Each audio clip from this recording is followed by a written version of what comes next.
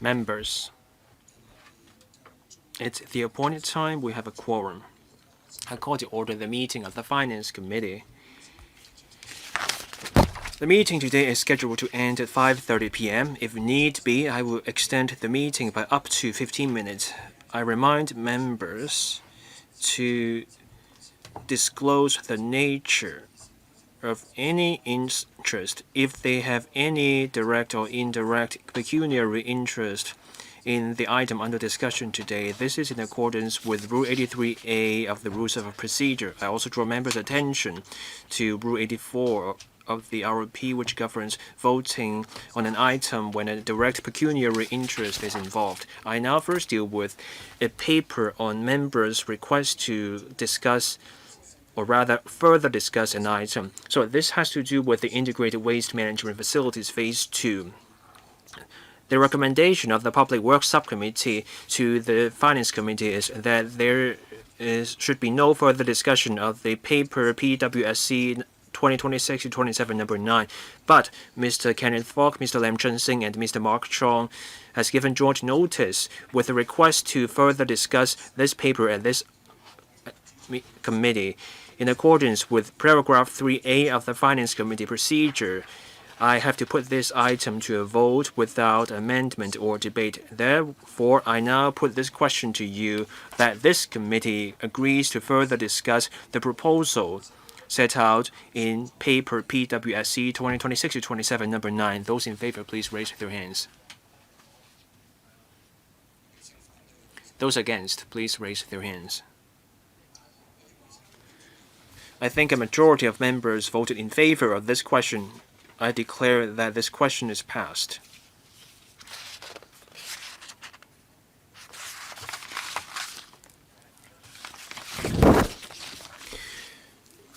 Based on this committee's decision, we will now further discuss the proposal in paper PWSC 2026-27 number 9 and now invite the government officials to join us.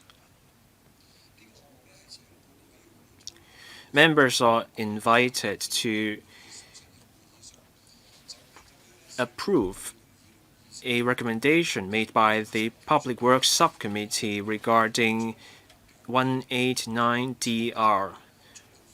This is about upgrading the project, which is IPark 2 to Category A at an estimated cost of $29.2 billion in money of the day terms.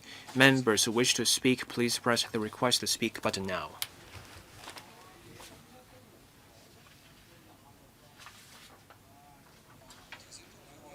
A reminder to members, after the Q&A comes to a close, I will put the paper to a vote. So please keep track of the progress of the meeting and be back in the meeting room for the voting. To address members' questions, the following officials will attend: Ms. Diane Wong, Under-Secretary for Environment and Ecology; Dr. Samuel Choi, Director of Environmental Protection; Mr. Derek Lai, Deputy Director; and Ms. Teresa Wu, Assistant Director; and Mr. Ray Lee, Principal Environmental Protection Officer, all from the Environmental Protection Department. 28 members are waiting to speak. I will read out the names of the first 20 members: Mr. Bill Tang, Mr. Holden Chow, Mr. Robert Lee, Mr. Tommy Chong, Mr. Kitson Yang, Ms. Nixie Lam, Mr. Rock Chan, Mr. Lam Chun-sing, Mr. Albert Chuang, Mr. Alan Chan, Mr. Kenneth Falk, Ms. Carmen Khan, Mr. Chao Siu-chung, Mr. Chen Shen-ying, Mr. Chen Xiu-hong, Mr. Mark Chong, Ms. Maggie Chen, Dr. Simon Lee, Mr. Vincent Chen, Mr. Andrew Yao.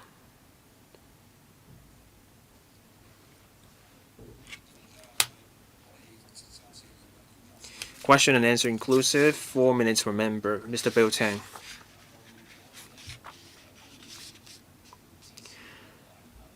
The FTU fully supports IPark 2. The cost offers greater value for money than IPark 1 in terms of carbon emission reduction and in terms of helping us achieve the goal of zero landfill. IPark 2 creates the conditions for reaching that goal. IPark 2 can also generate financial returns because it can generate surplus power. For me and for Mr. Holden Chow, we both served in the Islands District Council. Back then, the plan was to build iPark 2 in the Islands District. It was hugely contentious. And then we went on a study. Even 20 years ago, Europe adopted ultra-high temperature waste-to-energy facilities known as incinerators that could remove dioxins, and that put minds at ease. So I will stick to questions about finances here.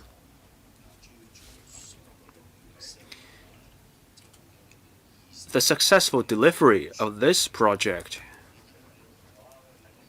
will generate enough electricity for the usage of 200,000 households. iPark 1 is already operational. Half of the incinerators are now up and running. How much has iPark 1 generated in terms of the revenue from the surplus power? If iPark 2 becomes fully operational to power the needs of 200,000 households, how much revenue can we expect from the sale of the surplus electricity? Electricity tariffs involve two private companies. Sure, there is a scheme of control agreement, but in this process, how can we secure the most reasonable price for the public coffers? Undersecretary or Director? Mr. Derek Lai.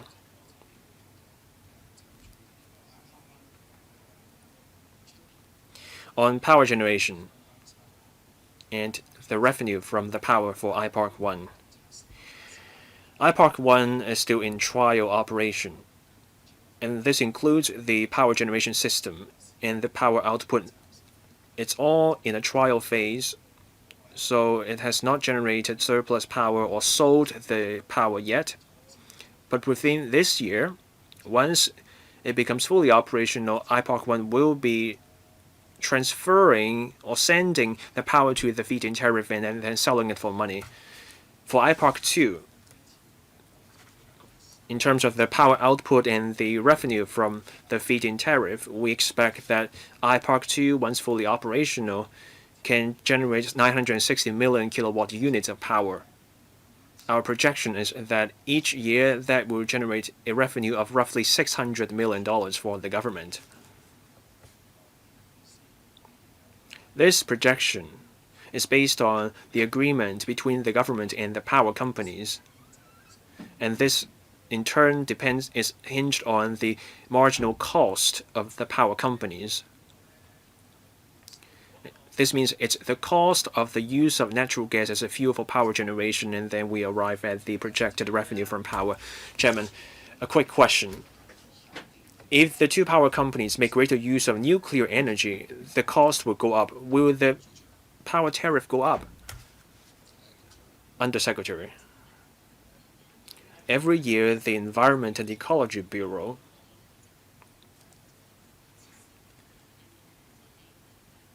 talks to the power companies. When our waste-to-energy facilities generate power, we talk to the power companies about the pricing. We look at the data every year.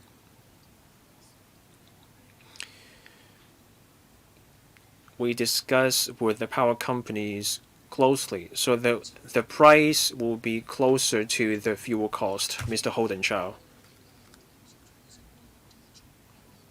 This item was discussed at the PWSC, and I want to make this point again. For Two Moon residents,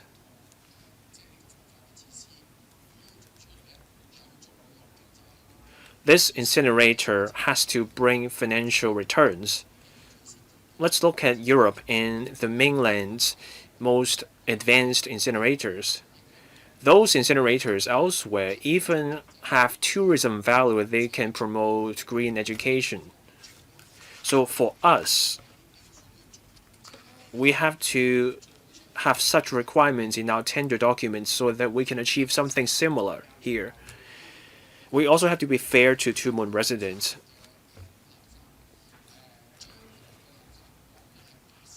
%80 of the waste going to the future incinerator will be by sea. We discussed this at the PWSC, but I want to put this question to the government again. Can we transfer more waste by sea? The less you use land transport, the more pressure you take off Longkutan's land transport. We should also improve the transport linkage between Longkutan and the other parts of the city. I have one question. I'm looking at the supplementary information. For IPARC 1, back in 2014, there was a manpower projection. In terms of technical personnel, 2,400. When the works project came along, it needed more than 9,500 workers. For IPARC 2, we needed even more people, 12,941 technicians. So my question is, can the government explain? Why was the projection back then so wide off the mark for IPARC 1? I know it's been many years, but I want to find out why. When we say we need 12,941 technicians, that's for IPARC 2. Is that our concrete projection? Undersecretary. I'll take the first question. The question about manpower will be taken by the department. Undersecretary, please speak into the microphone.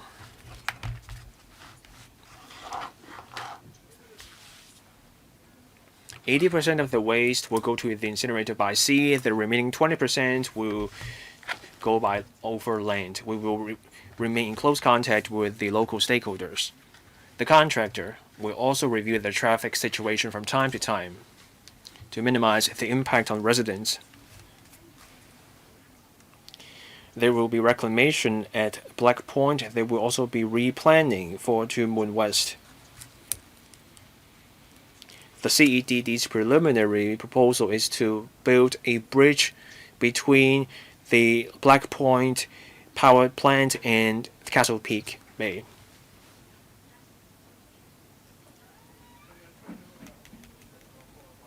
So the traffic can take the new bridge, and that will also minimize the impact on the residents. On manpower, the director can tell us more about that. Or rather, it's the deputy director. We mentioned that in the supplementary paper. Back then, we secured the approval for IPARC 1. We reviewed the arrangements for the resident site staff to strengthen supervision of the staff.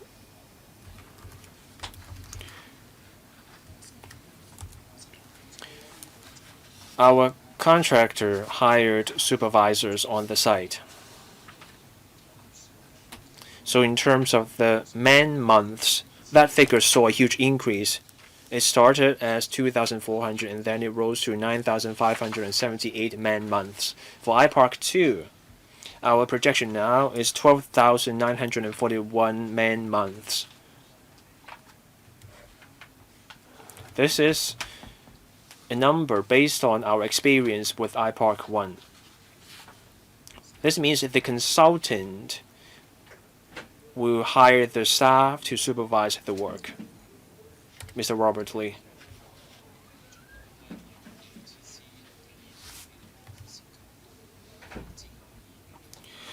IPARC 2 costs $29.2 billion. In principle, I support this. The incinerator can help us treat the waste and generate power. And this can help reduce the greenhouse gas emissions in Hong Kong. IPARC 1 and IPARC 2 together can deal with 9,000 tons of municipal solid waste per day. If we keep up with recycling by 2035, we will be able to achieve zero landfill. I have a couple of questions. The paper mentions a new engineering contract approach. There's a mechanism about the project cost and variations in costs. So how will we set the cap on the extra cost? How do we make sure that the contractor does not pass on all the extra costs, which is a loophole? Now for I Park 2 and T Park, as well as the nearby community, meaning La Faoshan Park Nai, can we achieve synergy to attract local visitors? But then the local transport linkage is not good enough. Have we set aside any part of the $29.2 billion for improving the transport facilities, such as the laybys of buses and minibuses? Director, concerning the first question,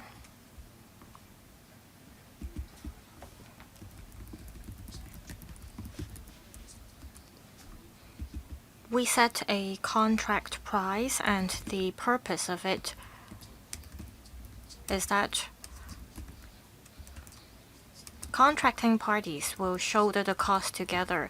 That is, if we're able to generate profit, the government will be able to recover certain costs. But if there is a budget overrun, the government will also have to shoulder the extra costs incurred. There's a cap to the amount of money the government has to shoulder.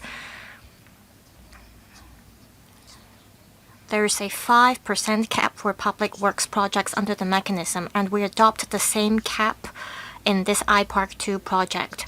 That means if there is cost overrun, then we will at most shoulder an extra cost of 5%. Concerning traffic control,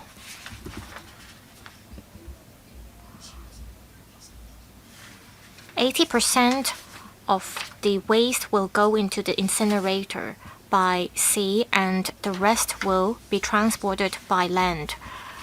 If there are visitors, we will make use of minibus services or coaches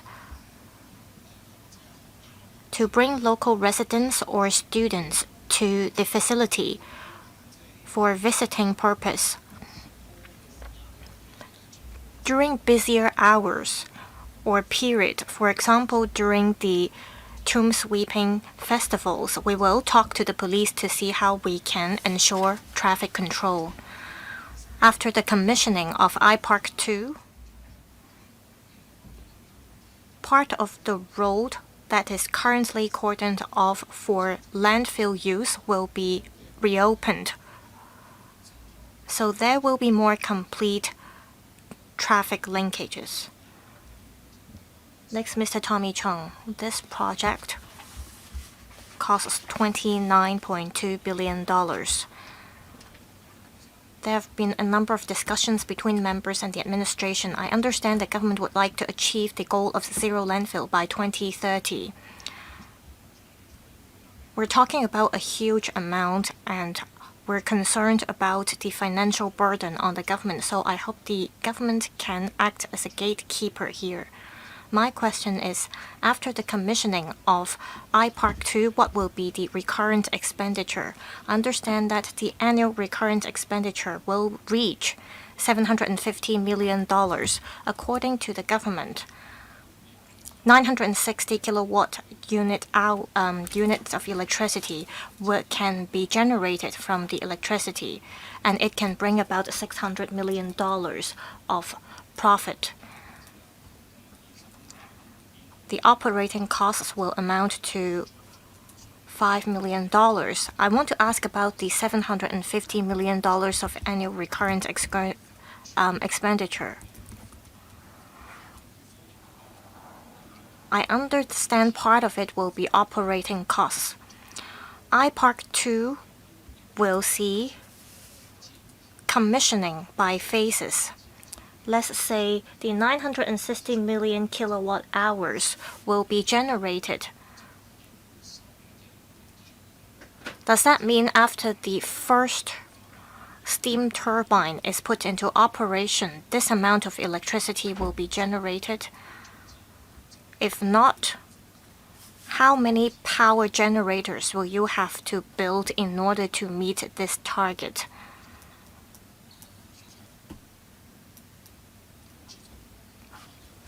Chairman.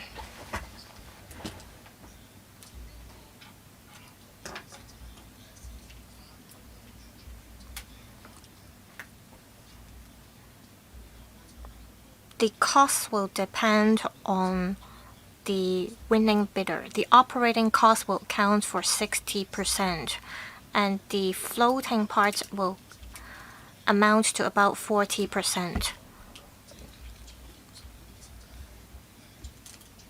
The project may complete early because there will be 3 module units. Each module can handle about 2,000 tons of waste.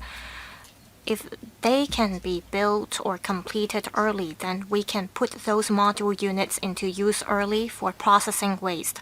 However, we will have to look at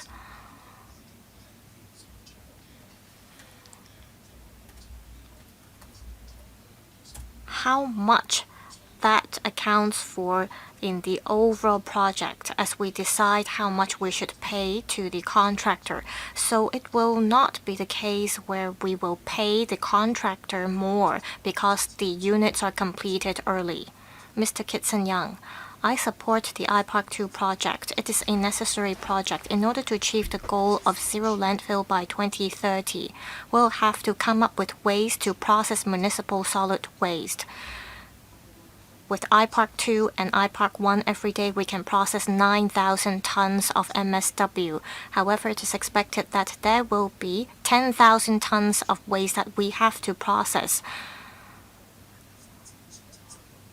And we haven't yet taken into account the solid waste to be generated in the northern metropolis. So the gap we see is not just 1,000 tons, but more. We are investing $29.2 billion into the project. If we do not do well in recycling, will you have to build more incinerators to cope with the gap? Or is it that on top of the 9,600 tons of waste that you can generate, there is actually a greater capacity? Now, if we deliver construction waste to iPark 2, will there be a cost incurred? Perhaps that could help reduce the recurrent expenditure annually. Director, we can process 6,000 tons of waste in iPark 2, and that's the maximum amount.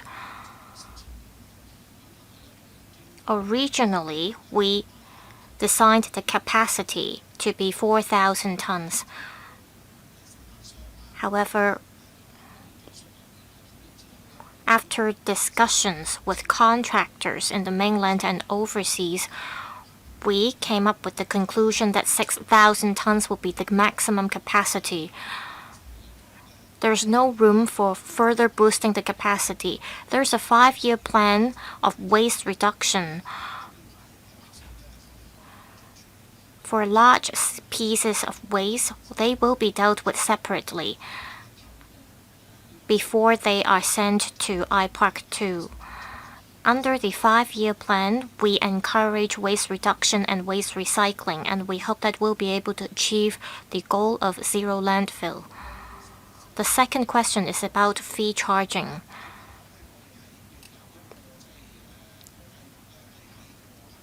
We currently have no plans to charge fees in iPark 2. This paper only covers the construction progress and program. Chairman, there will be a recurrent expenditure of about 100 or few $100 million. I want to know if The administration plans to charge any fees because currently if you send construction waste to landfills, you need to pay. Director.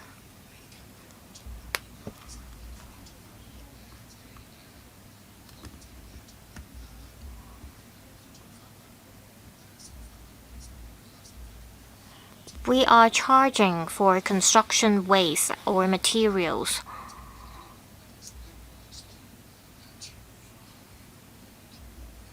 It requires full discussion if we are to charge fees at iPark 2. I'm afraid I cannot give a definite answer here. Ms. Nixie Lam. According to the paper, the project will incur $750 million of annual expenditure, and it can help generate 960 million kilowatt hours of electricity for households' use. I want to know if you have deducted the profit generated from electricity with this $750 million of annual recurrent expenditure. Every day we can handle 10,500 tons. In iPark, it will process 6,000 tons. In total, we can process 9,000 tons of MSW. So I'm not so sure how you came up with the estimate.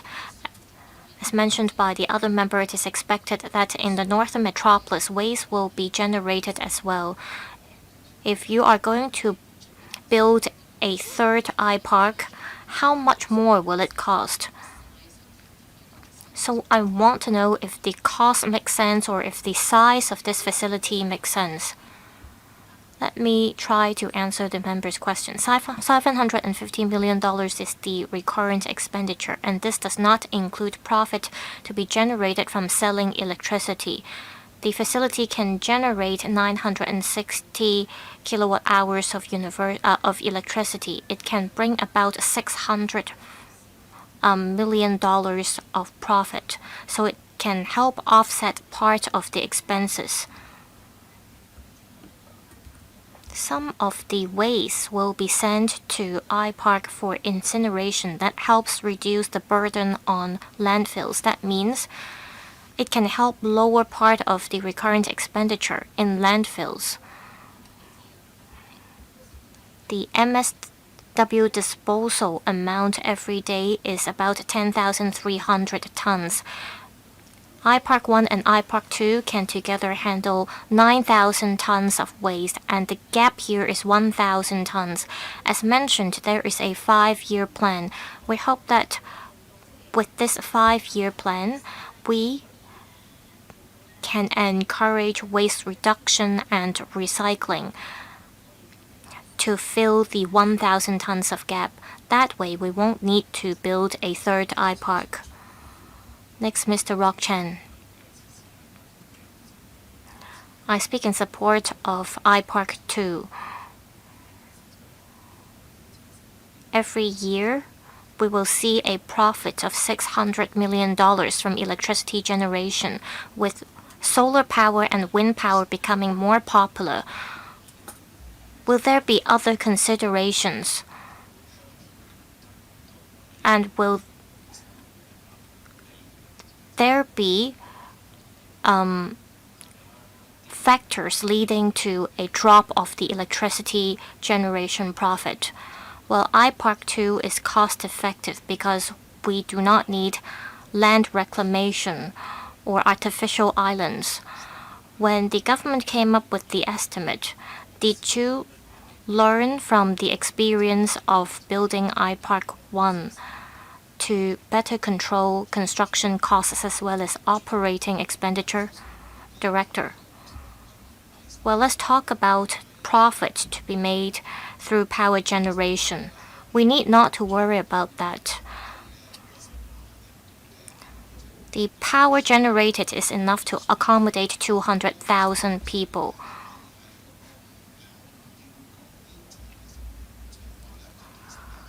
And we look at the marginal cost.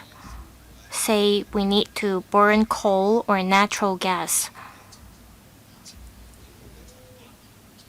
then we take into account the surge of fuel cost. If you calculate it this way, we won't see a drop in profit to be generated through power generation. The second question is about iPark 1. For iPark 2, we have learned from the experience from iPark 1. The most crucial point is that iPark 1 is the world's first incinerator built with modular integrated construction. The modules were produced in Zhuhai and then they were shipped to Shanghai, to Hong Kong. Each module was 6,000 tons. Now for iPark 2, it's 8,000 tons and roughly 60 meters high. So it's like we shifted the entire building from Zhuhai to Hong Kong. So we lowered the cost. And we also managed to achieve better control over the time frame.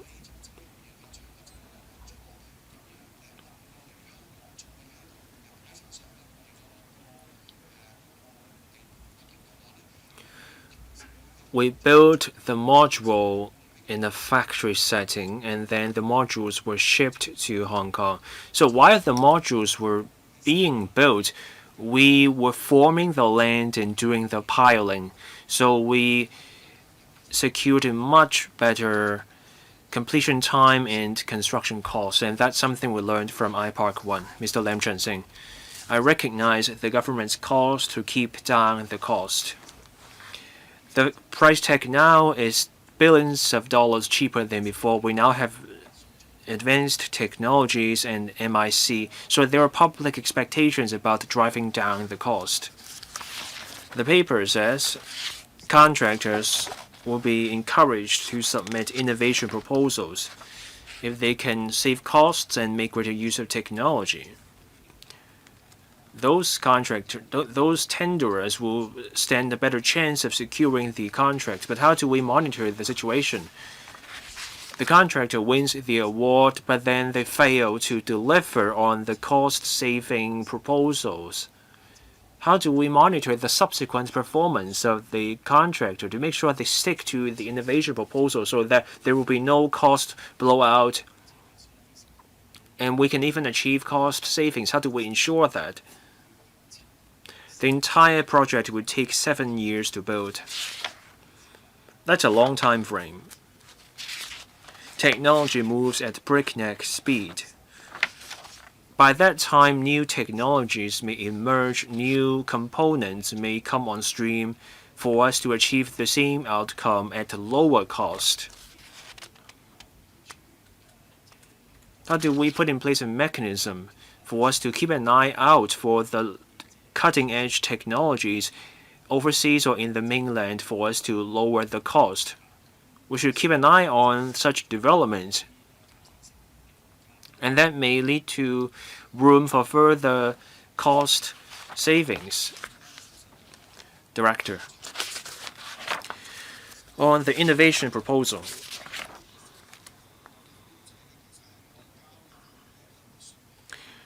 the tenderer can submit a proposal on ways to lower construction costs and reduce the construction time frame. They can propose viable approaches, and then we rate such proposals.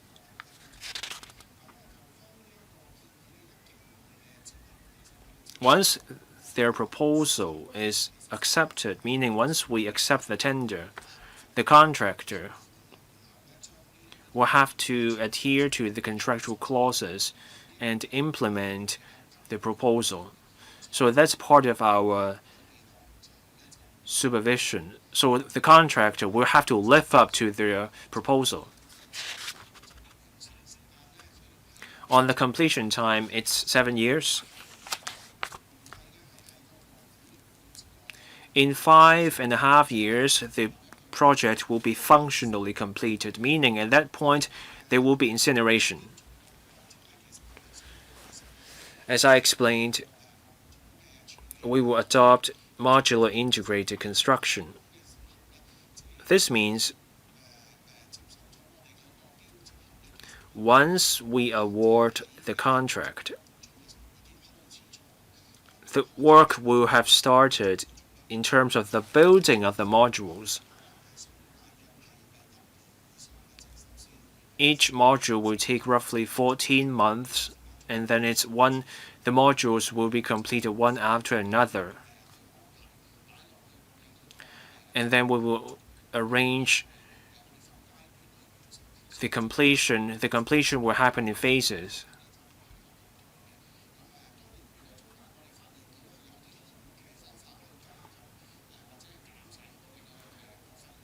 If we find better ways to save costs, we will adopt that. Mr. Alan Chen.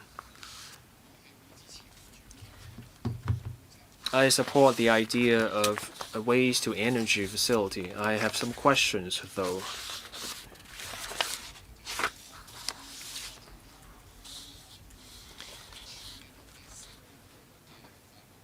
How much of our waste is treated by IPARC 1 and 2? Can all the waste be handled by our incinerators? Do we have to build IPARC 3 after 2035? Wouldn't that cost even more?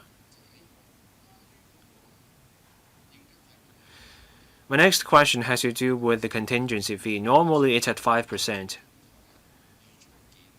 Well, since we will adopt modular integrated construction, we don't expect a huge change in the manpower needed. Why reserve 9% of the budget for contingency? Two questions. IPARC 1 and IPARC 2 will be able to handle 9,000 tons of waste. The daily amount of waste disposal is roughly 10,300 tons. So we will be able to handle 90% of the waste generated per day.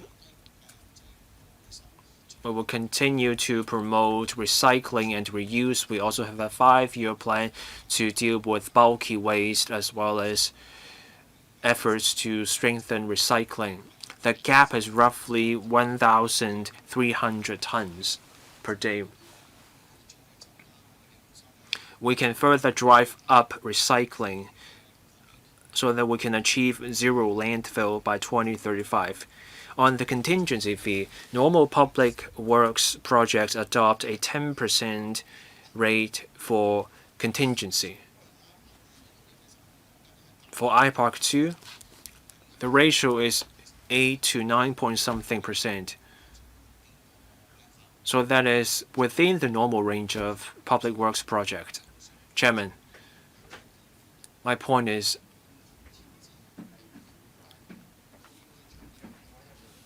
the earlier you plan for the modules and the manpower, then you can scale down the buffer. It's 9% now. Any response?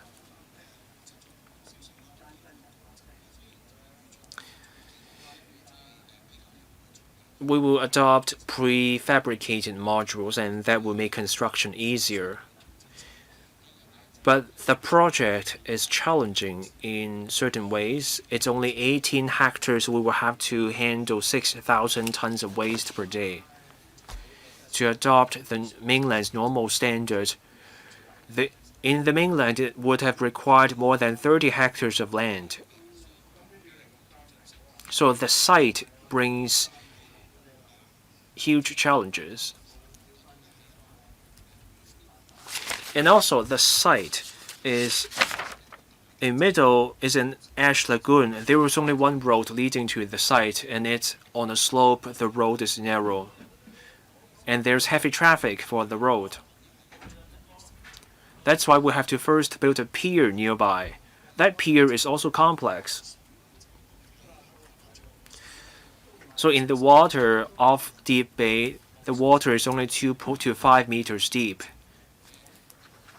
To ship an 8,000-ton module to the site and then assemble the modules, this process also brings large construction engineering risks. It's also hard for workers to get to the site. So it's not like other projects where the 7 utilities and 1 leveling are already done. For this site, it is a very challenging site, and that warrants a higher ratio for contingency fees. Mr. Kenneth Fogg. I want to start by thanking the Bureau and the department. Officials explained the details of this project to members of G19 time and again, but we wrote to the chairman requesting further discussion because this project involves a large sum. We want to give the public a better picture of the details and the cost, and also want to highlight the importance. Other members asked questions about the broader issues. Now, I want to ask about something more minute. There's a point about landscaping. It's $224 million.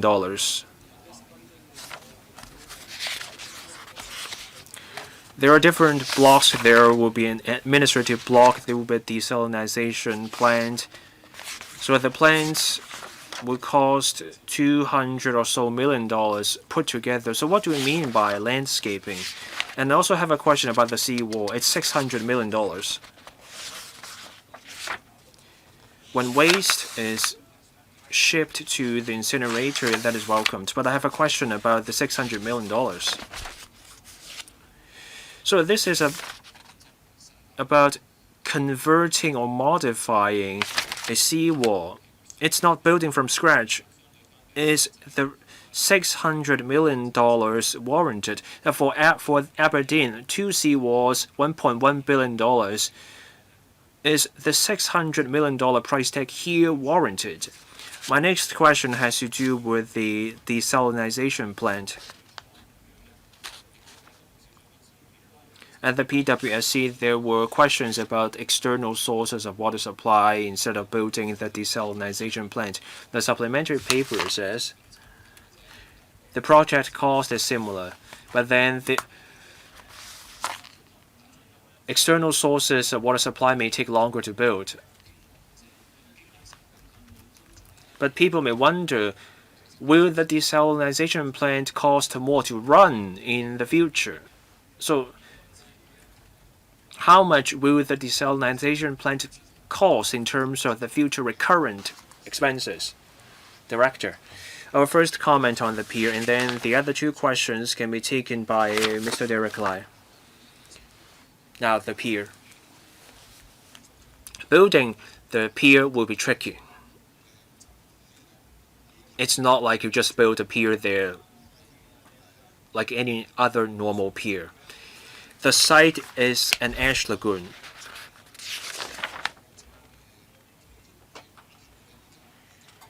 The site does not have a pier now. It's like a bank. We simply put the ash there so that the ash does not get into the sea. That's the present condition. What we try to do is to do drilling. Outside the ash lagoon, there are oyster rafts. We do not dig up the oyster raft and then build on top. We have to adopt cement mixing. So we do the drilling, we pour in the concrete. Pour the concrete into somewhere deep. And then we do it one step at a time, layer by layer, and then we build the pier. This is very complicated work. That's why this project is not like any other ordinary pier. Think of reclamation, just like the 3rd runway. We adopted the same complicated project, and that's why it cost so much. The Deputy Director can take the other 2 questions. Please be brief in your reply. Now, for the buildings, This will cost $3.273 billion. Now, for the $2 billion figure, that's the associated buildings, and that includes the administration building, and also the smaller buildings such as the sewer treatment and also desalination plant. The landscaping will cover the entire site of iPark 2. The vertical greenery will make up a huge part of the project. We want a no-frills approach, but we also want to make iPark 2 aesthetically pleasing. That's why $2.24 billion will go into landscaping on desalination, as we say in the supplementary paper. That work will cost $330 million. If we decide against desalination and we build water supply sources instead, it will still cost $310 million. And if we adopt external water supply, that will take a long time to build. We will have to build water mains along Nianwan Road, and that will affect the traffic along Nianwan Road. It will also affect the transfer of waste. I get it. It's said in the supplementary paper. My question is, how much? So will the desalination plant cost more to run in the future? The cost will be similar for desalination and securing external supply. Even if we get the water from the water supplies department, we will still have to desalinize the water to make sure the water is suitable for use in the unit. Otherwise, maintenance will be needed for the incinerators. So even if we adopt external water supply, we will still need some sort of desalination. Ms. Carmen Khan, I think the administration has to explain the shortfall of or the gap in waste processing. We see a shortfall of 1,300 tons, given the capacity of the two iParks. The daily gap is actually 7,300 per day. In Tuen Mun West, there is the leachate spill incident. So you might want to speed up this iPark 2 project. Also, before 2032, how will you be able to speed up the waste processing? Also, according to the paper, the annual recurrent expenditure is $700 million.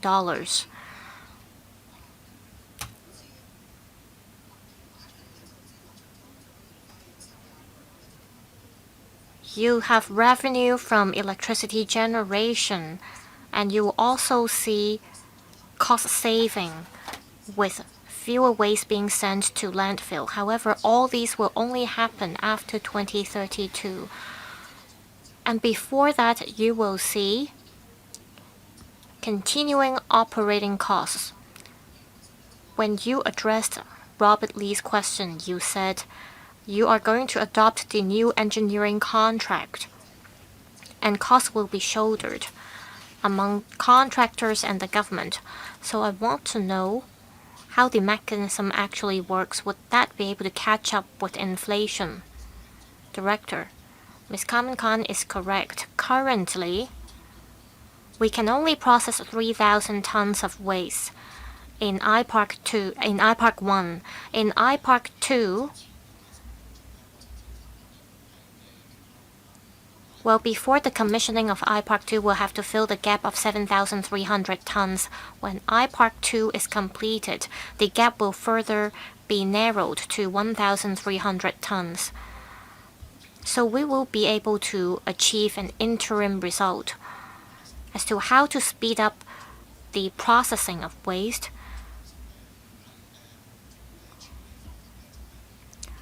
we will use modular integrated construction method so that foundation and piling can happen at the same time as the construction of modules. This is how we will speed up the project. In terms of the cost, it is true that we'll have to wait until the commissioning of iPark 2 to pay the operating cost. We adopt the same approach as for other public works projects. We have to, based on the prevailing inflation, adjust the amount of capital cost. As said, we will adopt the new engineering contract approach, and we will require contractors to provide innovation proposals. Say the contractor comes up with an idea that helps achieve cost saving, and if we adopt the proposal, the government will be able to save money. That's what it means by cost sharing or cost shouldering under the NEC approach. Mr. Chao Xiu-chung, I agree that the funding should be approved soon so that iPark 2 could be kick-started as early as possible. That could help us reduce our reliance on landfill. And for residents that live near landfill sites can also be exempted from the odor problem. Paragraph 25 mentions the cost.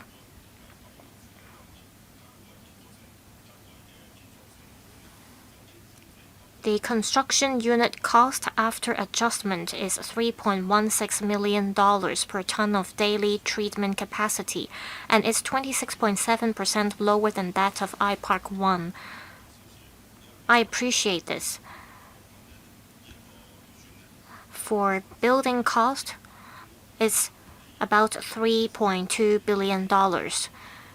I'm looking at the papers regarding iPark 1 in 2024. The relevant building costs stood at about $1.2 billion only. Both projects entail building works, and I want to know the difference of the scale of the building works, and have you calculated the construction unit costs for both projects? Have you put in place any measures to achieve cost saving? Second, I'm looking at paragraph 5 of the paper. It says that the entire project will achieve functional completion in 5 years' time. That means after the 5.5-year period, there will still be purification facilities as well as educational facilities to be completed. However, during the 5.5-year period, incinerators will be completed by phases, and incineration will start to take place during that period. While incinerators will be put into operation and the treatment facilities will not be completed, will that cause any negative impacts to neighboring water quality? Also, according to the administration, if the contractor could complete the project earlier than expected, they will get a reward. And how much money will you set aside for the monetary reward? Director, let me first address the letter 2 questions. About completion in phases during the 5.5-year period. We're referring to the incinerating units, and that would cover the flue gas treatment facilities. If the flue gas treatment facilities are not completed, we will not commission or put the incinerators into use. And for the remaining project, it will entail landscaping as well as the building of community as well as educational facilities. Usually those facilities will take a longer time.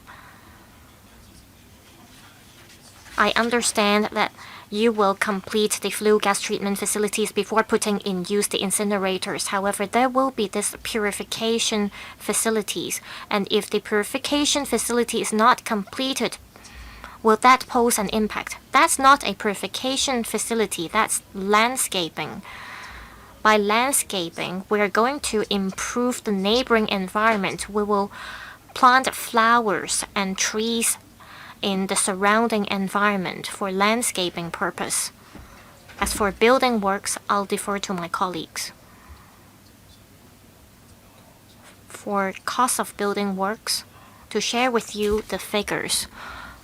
For iPark 1, it cost $1.2 billion, and that was calculated in 2024. If you compare iPark 1 and iPark 2 directly, in accordance with the prices in September 2025, iPark 1 actually cost $1.6 billion for building works, and iPark 2 cost $2.7 billion approximately.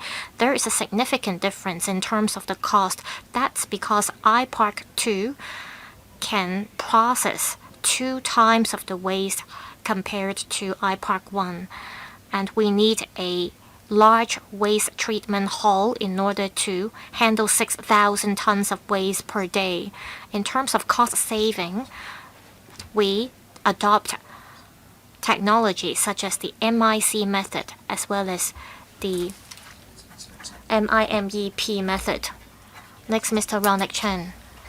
I support the funding proposal to build the waste to energy facility, but we're all concerned about whether the cost is reasonable. I have 3 questions. Paragraph 13.9 of the paper says the inert waste to be generated will be recycled, and that accounts for 46%. They will not be sent to public landfill sites, and that could help save $34 million. For the $34 million saved, are they reflected in the project, or will they be reflected in future operation? Paragraph 45, it says that consultancy study cost $47.5 million, and 60% of them have been paid. And there is a remaining $19 million that have yet to be paid. You said you will reserve cost in this project to settle the bill. Will this be paid in this project or in other projects? Now I'm looking at the bottom S treatment facilities. The facilities will cost $400 million, and the electrical and mechanical facilities will cost a sum. It seems that building these facilities are not too complicated. Have you compared the cost of this facility with that in the mainland? Is the cost reasonable? Director, let me answer the last question first. For the bottom ash treatment facility, we have visited a number of treatment facilities on the mainland, and we have learned about their mainstream approach in the mainland before we make the proposal in the tender documents. We have adopted the same treatment system in the tender documents, and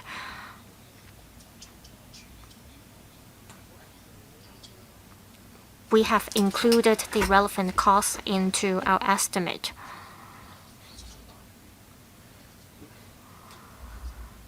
Regarding inert materials, it can help save some $34 million. We have already excluded that, so it is not within the $200 or so million that we have to apply for. As for the consultancy study,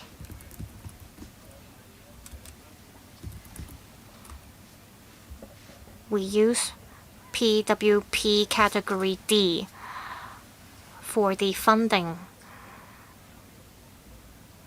However, the later stage covers design and monitoring of works, and so that is covered under the $29 billion that we're applying for now.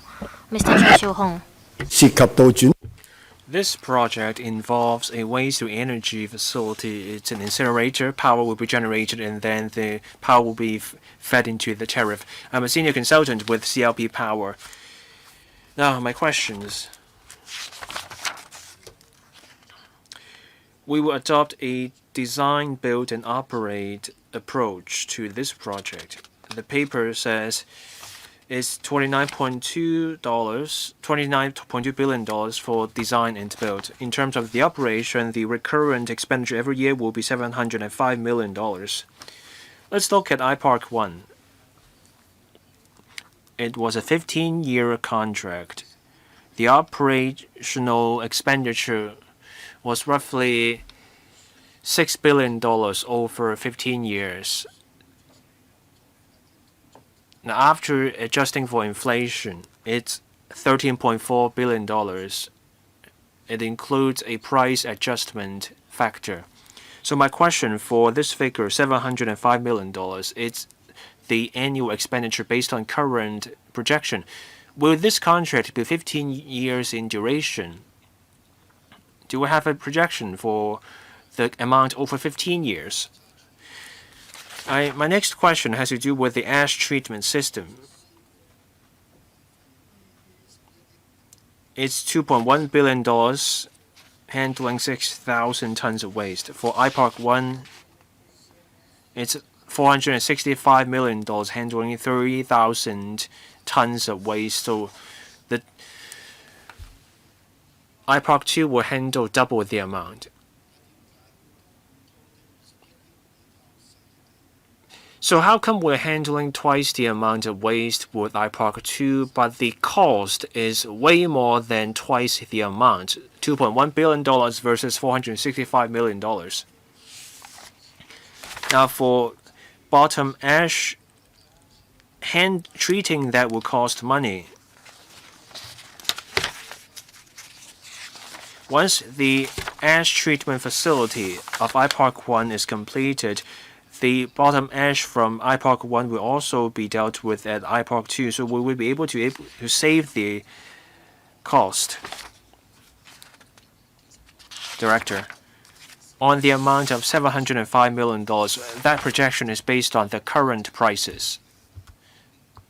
So that's the price back in September 2025. Indeed, this cost will be adjusted based on inflation. And at that point, when the time comes, we will have the price after factoring in the inflation. On the ash treatment, the bottom ash in iPark 1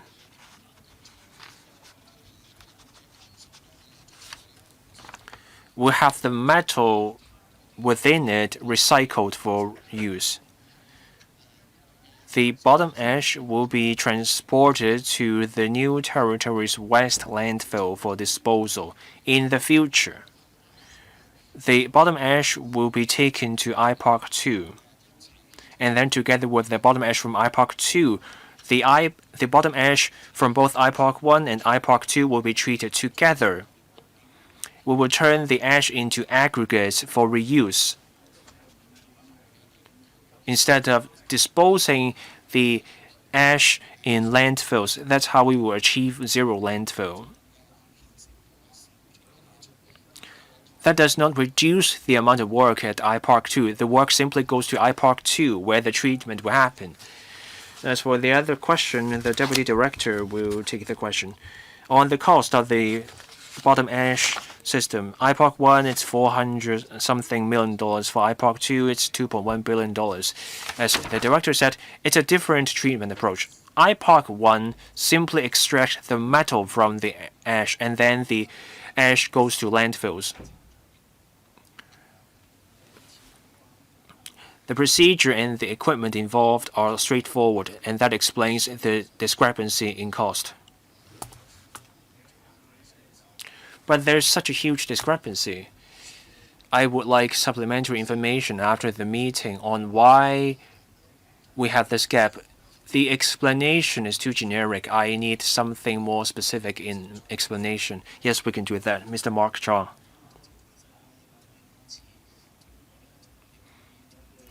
I thank the government for meeting me and these two Moon district councillors over 4 to 5 occasions. We have learned about the importance of iPark 2. My questions today have to do with the finances. So we will be sharing the difference between the actual project cost and the budget. This may incentivize contractors to secure the contract at a lower price, and then they go above the budget during the construction, and then they can share the cost difference with the government. Yes, there's a cap of 5%. But we should not have to cover the increase in project cost due to the tactics adopted by the contractor. How can we prevent that? iPark 2 will cost $705 million to run each year. There are several sources of revenue. First, the surplus energy, or surplus power. The government's projection is $600 million in revenue every year.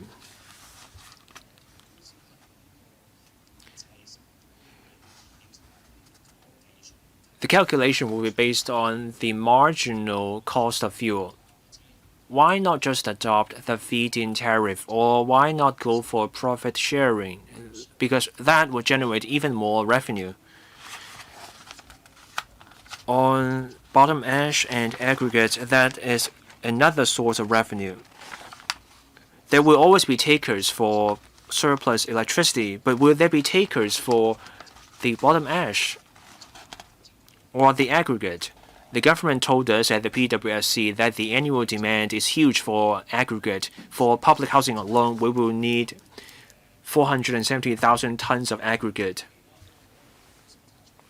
The bottom ash will generate 32,000 tons of aggregate. So public housing projects alone will fully absorb the aggregate generated by iPark 2.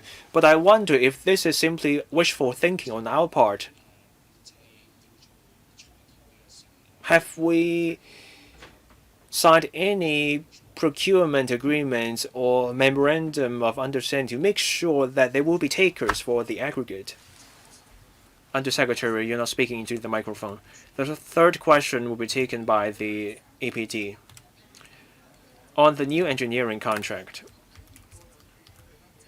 under the NEC, the government and the contractor will share losses and the profits. If the project goes above the budget or if there is surplus, the difference will be shared. If the cost goes above the budget, the difference will be shared by the government and the contractor. We have capped this amount at 5%.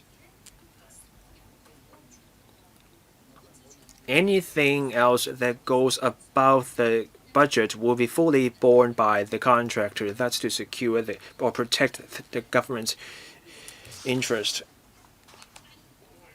If the actual project cost falls below the tender price, then the government and the contractor will share the cost savings. So the government will benefit. This will be an incentive for everyone to work together so that we can find the most cost-effective way to build the project. We will strive to avoid cost blowouts. There was a question on why we sell the power to electricity companies based on the marginal cost. As the director said, by marginal cost, we are talking about the fuel cost. We don't want to affect the electricity tariffs. In this case, the electricity companies will neither make a profit nor sustain a loss. We don't want to affect the electricity tariffs paid by the public. That's why we opt for the marginal cost as a basis for our surplus powers to be sold to power companies. On the next question, the APT will take the question. For the aggregate,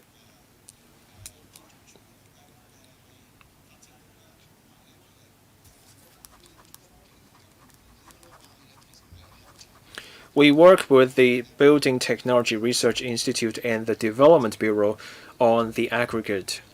We don't have the aggregate yet.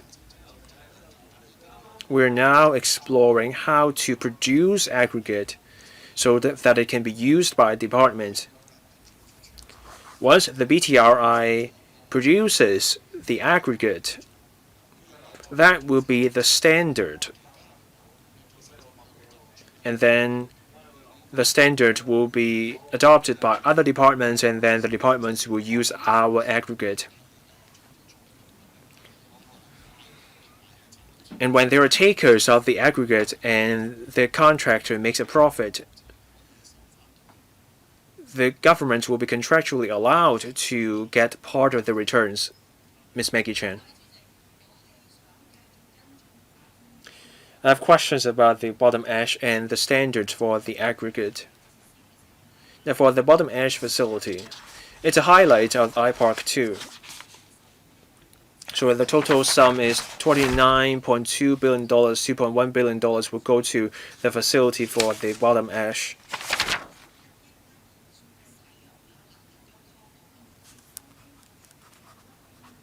When we spend $2.1 billion, can we make sure the bottom ash will be effectively turned into quality aggregate, such that the aggregate meets the standards for public works? Before you sign those procurement contracts, you have to make sure the output meets the standard. We're spending $2.1 billion for the conversion facility for the ash to become aggregate. When can the facility start to generate returns? The paper says the sum will be $29.2 billion. $224.7 million will go into landscaping. Paragraph 28. The annual recurrent expenditure will be $705 million. So we saw 200 and something million dollars, and then we also see 700 or so million dollars for landscaping.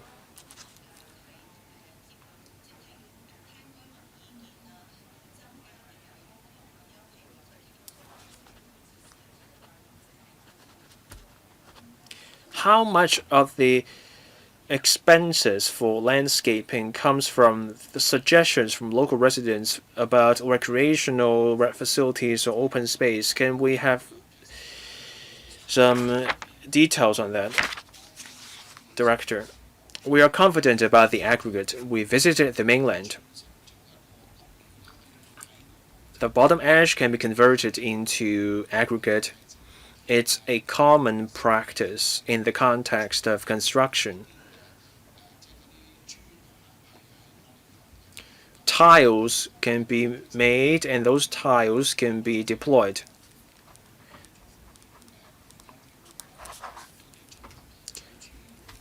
We commissioned the Building Technology Research Institute to do the work. They produce the aggregate, and then they will work on the standards for aggregate.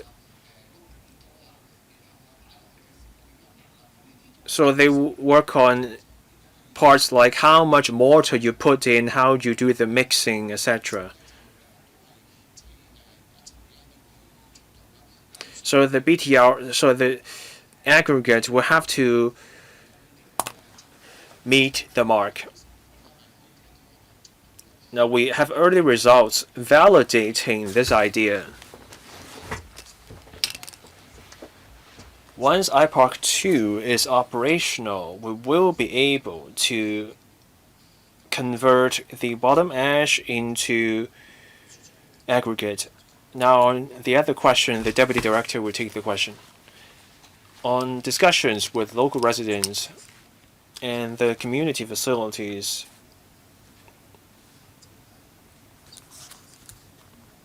so that's reflected in the expenses for the administration building and associated facilities.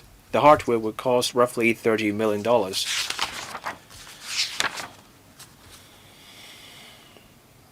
The recurrent expenditure also covers other management expenses. That's 10% of the sum. And this includes organizing guided tours for local residents and outside visitors, as well as public education initiatives. Dr. Hoey Simon Lee. Thank you, Chairman. The administration has explained the details of this project to us, and we have had a number of discussions. I have the following 4 questions. First, about cost. However, there were enough discussions about this, so I'm not going to repeat the questions. Second, about consultancy fees, staff costs for resident site staff, and the cost amount to $5.8 billion. That's 20% of the total cost. I would like the administration to explain to us how you will use this sum of money. Is the cost reasonable and is it necessary? Also,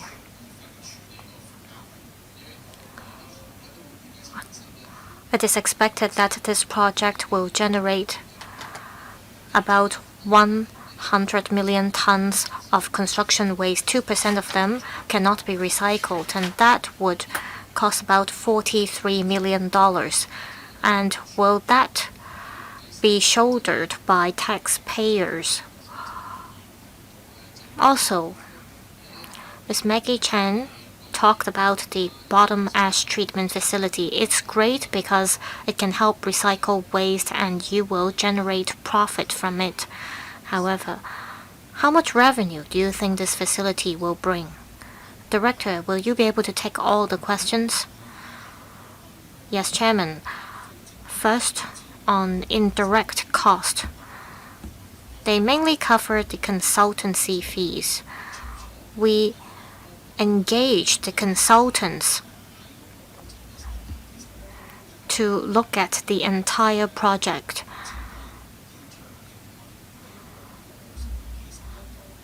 They help us look at the design, build, and operate model.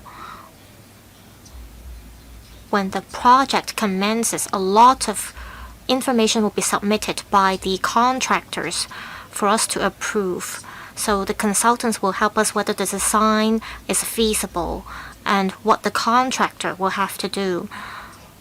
For example, the consultants will advise that the contractor will help monitor the environmental impact.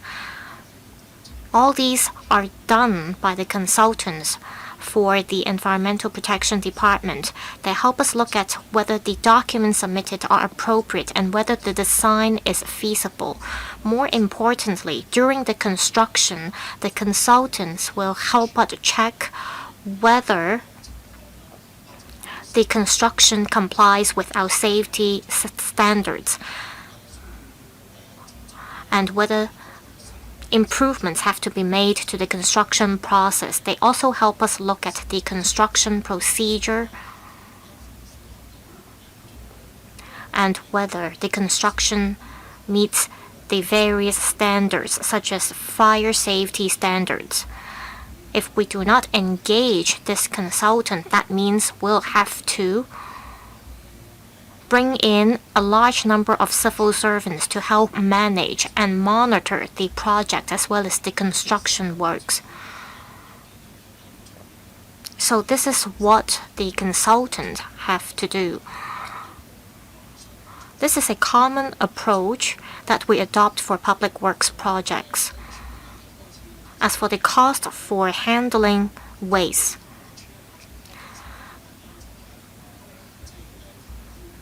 the cost for handling waste is included in the tendered price. As for the question about bottom ash treatment facilities, we do not currently have the information in hand of how much money we'll be able to earn by selling the aggregate. It will depend on the demand for this aggregate. We currently do not have this estimate.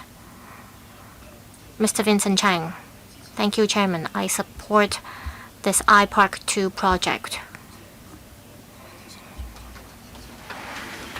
I think the overall design of iPark 2 is crucial. It will have direct impact on the environment. It will also have an impact on the workers and staff who will work in the facility. The director brought us to West Kowloon to look at the waste transfer station. So I want to know whether there is enough resources dedicated to the transfer of waste from the station to the pier. When the waste arrive, we want to send them to the incinerator as soon as possible. So I want to learn more about this. Also, the waste transfer station in West Kowloon will take in almost all the waste. While the facility is being improved, there's a major odor problem that has an impact on the neighborhood. So in future, will there be resources dedicated to enhancing the waste transfer station in West Kowloon? Will part of the waste be sent to other transfer stations instead of concentrating them on one station? Director, for the pier, we have reserved enough space for that.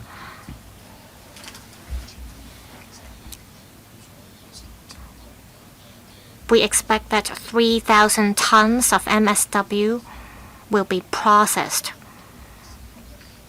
When the MSW arrives, they will be shipped to the incinerator by vessels.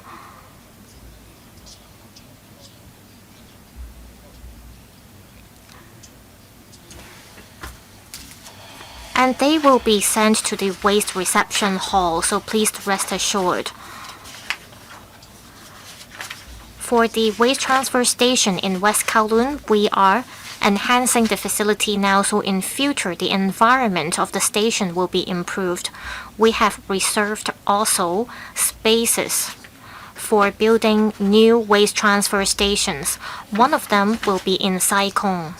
There will be a new facility there.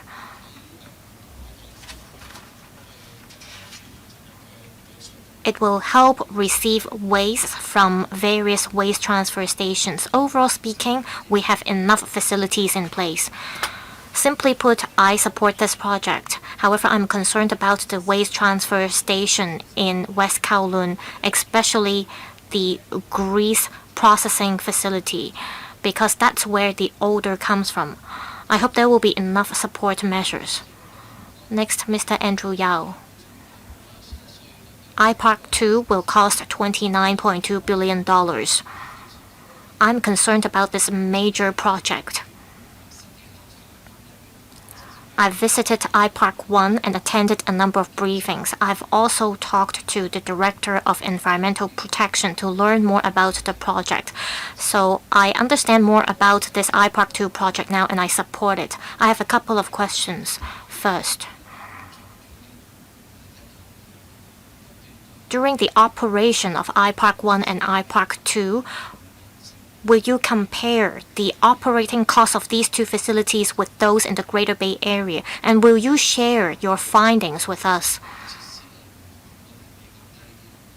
If it is found that the operating costs in other incineration facilities are lower, will you consider collaborating with those facilities? Also, will you talk to the central authorities to support, so that they would support this cross-regional collaboration? Director, I thank the member for the suggestion.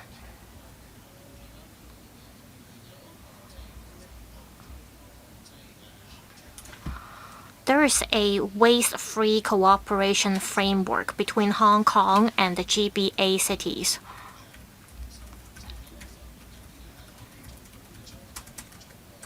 We want to make use of waste by recycling them. There's been collaboration among Hong Kong, Guangdong, and Macau. There have been exchanges among different GBA cities. We also visit the waste treatment facilities as well as recycling facilities in other GBA cities.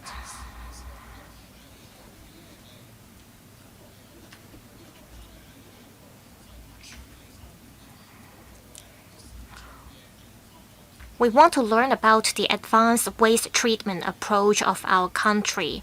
We want to learn from their experience and replicate that model in Hong Kong. As for cross-regional collaboration,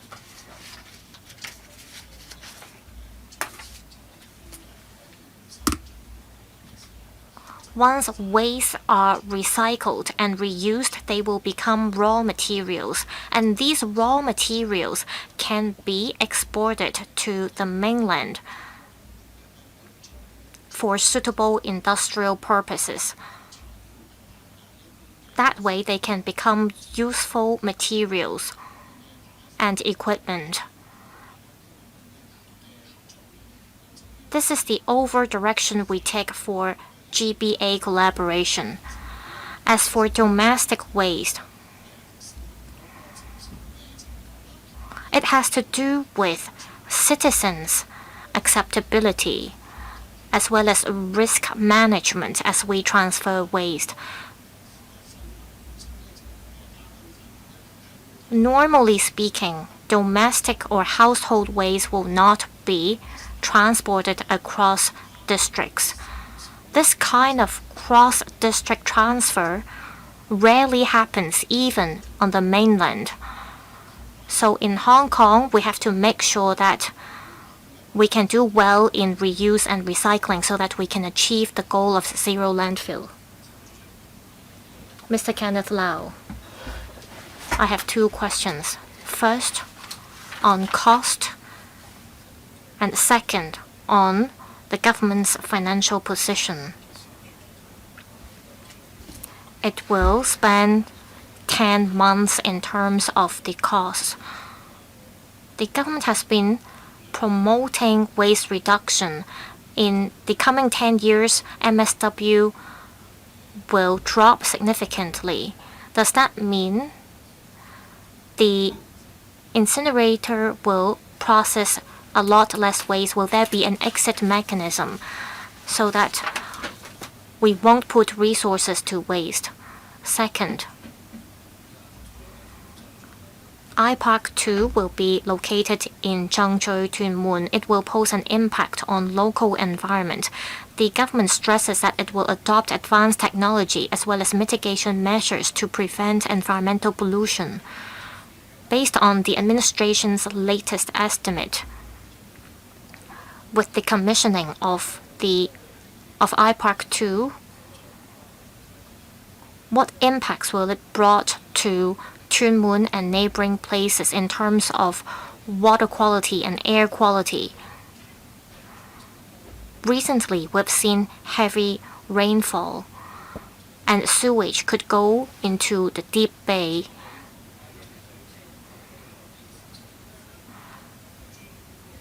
As for the capital cost, how much money will be spent on the mitigation measures as well as pollution control, and is the money set aside enough for the mitigation? I declare that I own land in the district. Director, on overall planning, we will be able to process 9,000 tons of waste with iPark 1 and iPark 2. Every day we see 10,300 tons of waste generated per day. In the coming 5 years, we'll have to do well in waste reduction and waste recycling. It is only if we manage to achieve the 5-year plan we'll be able to accomplish the goal of zero landfill. This is going to be a great challenge for us. I believe that iPark 1 and iPark 2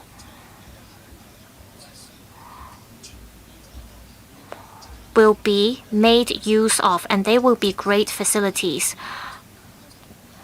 There won't be the situation where waste will no longer need to be incinerated. I think there is a very low chance of that happening. In terms of environmental mitigation measures, we are going to spend about $300 million of construction.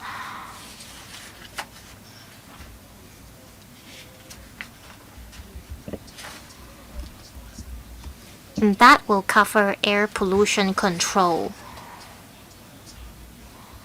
That's covered under the cost for flue gas treatment facilities. And it will also entail environmental monitoring. Please rest assured that we'll adopt an enclosed design for iPark 2. I believe you have visited a number of facilities on the mainland. There are over 1,000 such waste incineration facilities on the mainland. They have been very effective and they do not pose negative impacts on the environment.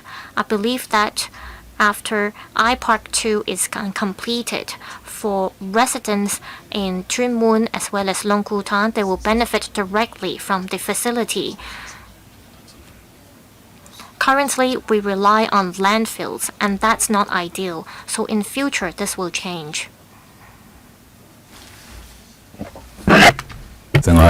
Mr. Kenley, I support iPark 2. iPark 2 will be more efficient than iPark 1. That's welcome news. Occupational safety is close to the heart of the FTU. Safety on construction sites is also close to the heart of the community. Building technology has evolved. We can now use robots for working at height that can better protect workers. Construction and the subsequent operation offer room for automation. This can lead to greater efficiency and lower costs. Will there be measures to automate the work at iPark 2? Will we use artificial intelligence and the Internet of Things to achieve greater efficiency and also improve occupational safety, such that from construction to operation we can achieve greater safety? And can we also use technology to monitor the operation and use that for incineration? Director. Site safety and worker safety are the priority of the EPD. For the past few years,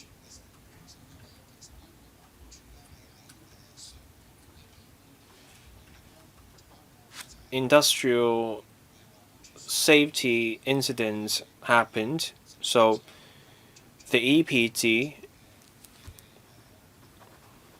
held a meeting on industrial safety with contractors. We shared our experience. We also reminded workers and contractors about industrial safety.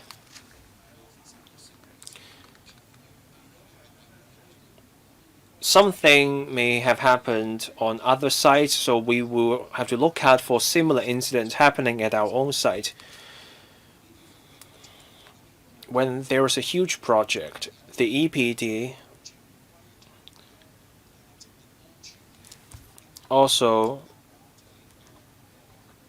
arranges for a safety audit performed by an occupational safety consultant. That consultant will help us identify hidden risks. So even before something wrong happens, we will try to identify it beforehand, and that's helpful. For iPark 2, we will stick to this approach. We also adopt the smart and safe site system. We will also use AI-based image analytics, big data, and the Internet of Things. We will also adopt digital twins.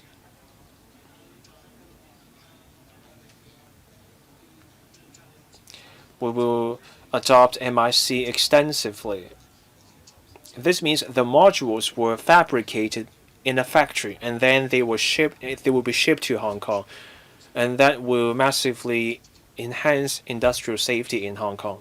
No follow-up? Mr. Perriu.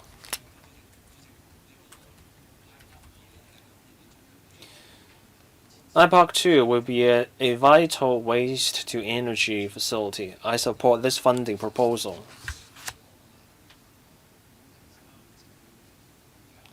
I have some questions. we will spend $600 million on the seawall and the berth. Do we have a further breakdown, meaning the expense for the seawall and the expense for the pier? And for that pier, waste to energy incineration means there will be power. So there will be vessels running on electricity to carry the waste. Does this sum cover the procurement of electric vessels? Will there be onshore power supply and charging facilities? If there is such ample power supply on site, we can use this site for recharging of electric vessels in the future.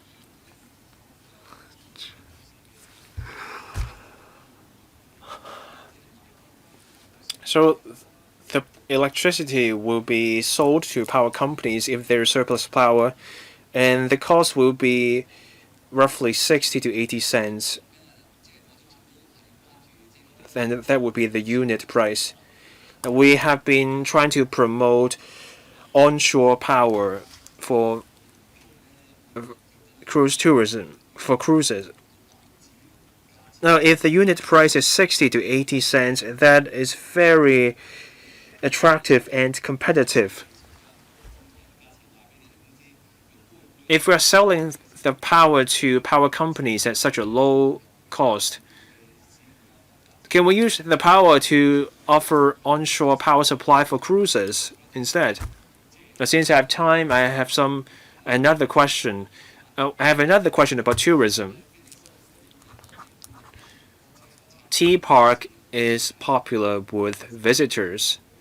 They can learn about green initiatives here.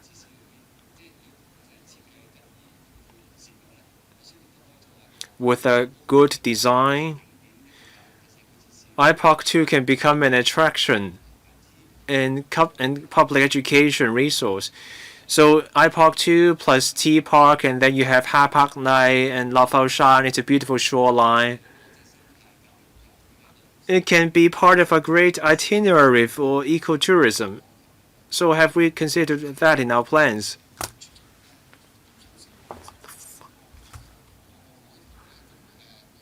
On the seawall and the pier, the seawall will make up a third of the cost, the pier will make up 2/3 of the cost. So that's for the construction cost. There will be onshore power supply at the pier.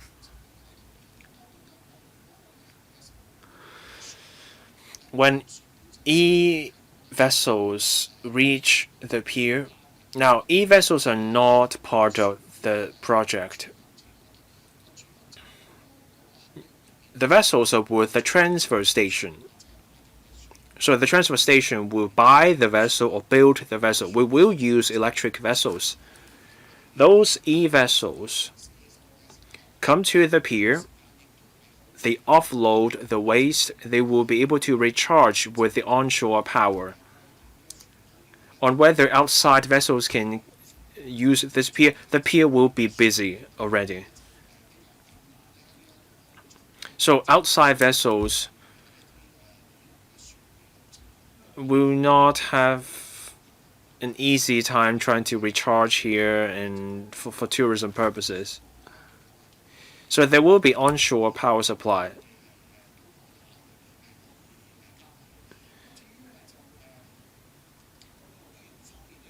On tourism, we share the members' view. Tea Park is very successful.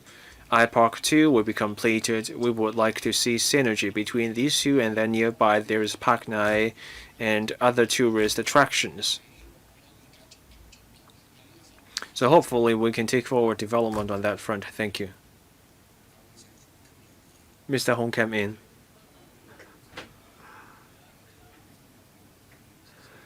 We're talking about iPark 2 today at the Finance Committee. I have some questions. Paragraph 25 says that For each ton,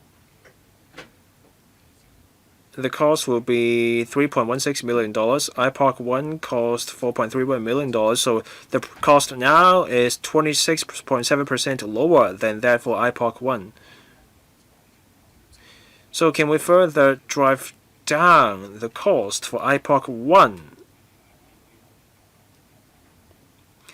If we can achieve such a huge cost reduction, can we lower the cost for iPark 1? Paragraph 8. Now it's about the daily disposal amount. If the daily disposal amount falls below 9,000 tons per day, we will not need to build iPark 3.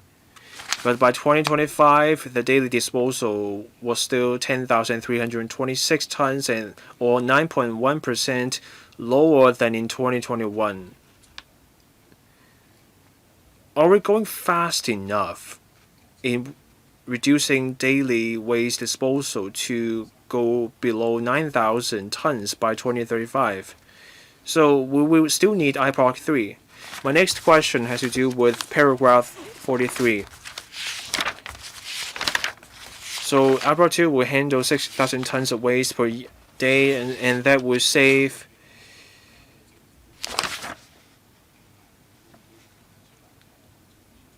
$500 million every year in operating expenses for landfills. So will the saving go into waste reduction efforts? Director.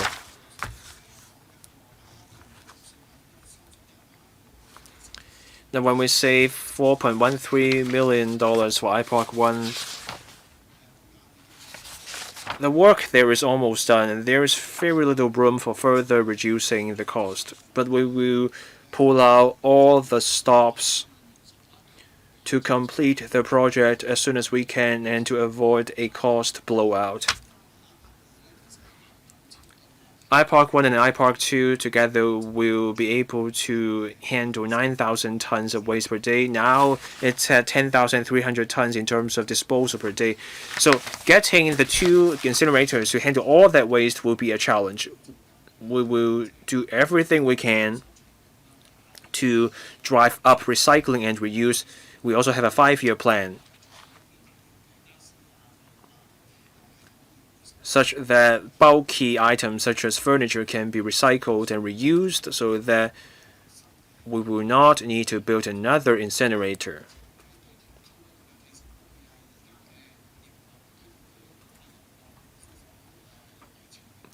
The government pays for the operation of the landfills, so it's not like we will receive new revenue. We will simply be reducing the expenses on the landfills from the government. So that's for public finances.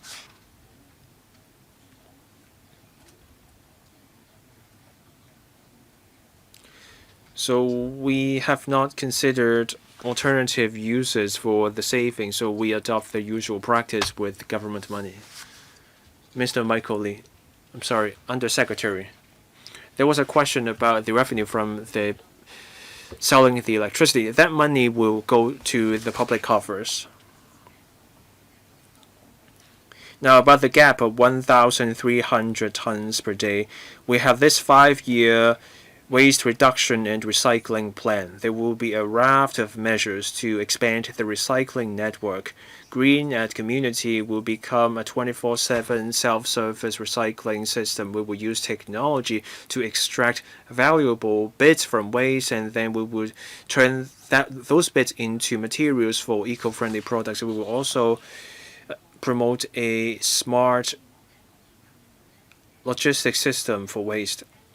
So the 5-year plan will help us reduce waste. We will drive up recycling so that we can drive down the daily disposal level to below 9,000 tons. Mr. Michael Lee. The Undersecretary said that if we go below 9,000 tons of waste disposal per day, we won't need iPark 3. Our population will grow. And when the northern metropolis is completed, there will be an extra 3 million people, so that means more waste.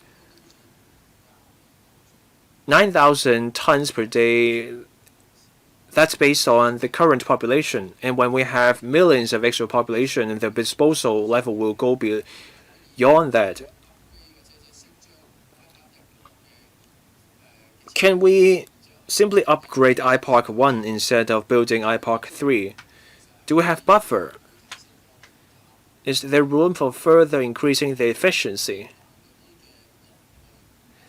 And if the incinerators or the transport vessels break down, do we have a backup plan for the 10,000 tons of waste per day? So if there's a transport issue or if the incinerator breaks down.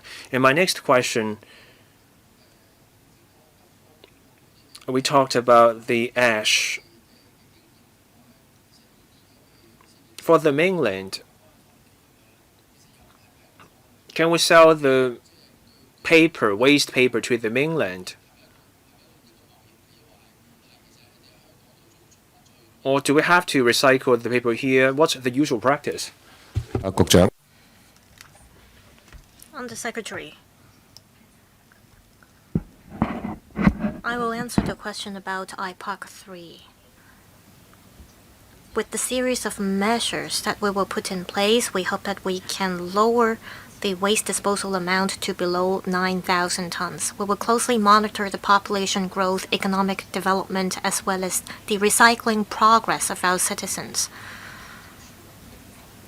We will refer to the Census and Statistics Department, which will make a projection on the future population growth. There might be people moving from other places to the northern metropolis. Of course, there might still be a net growth of the population, but as I said, we will monitor closely the information from the Census and Statistics Department.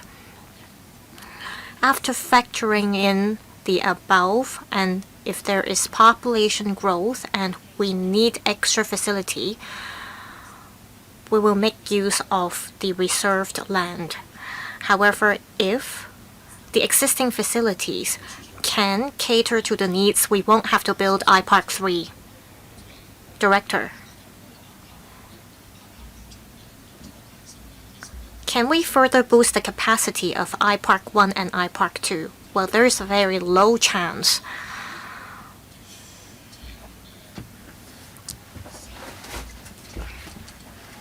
We are building this iPark 2 facility in a very narrow space. It will handle 6,000 tons of waste. After the incinerators are built, it will be hard for us to further enhance the capacity. It's not that we're unwilling to boost the capacity.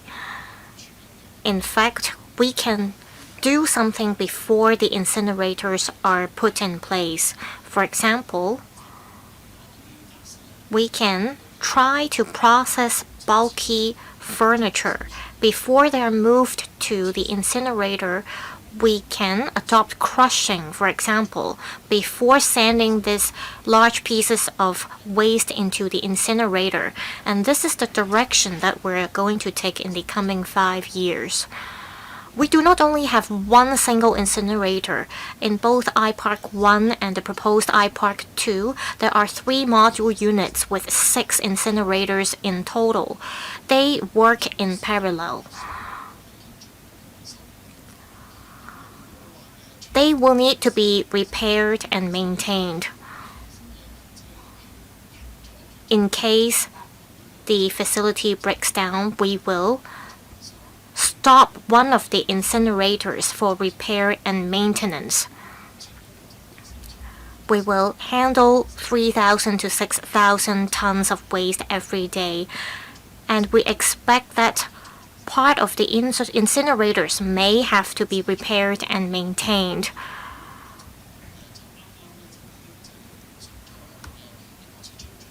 And we have just completed this pulping facility. In the facility, paper can be recycled and used.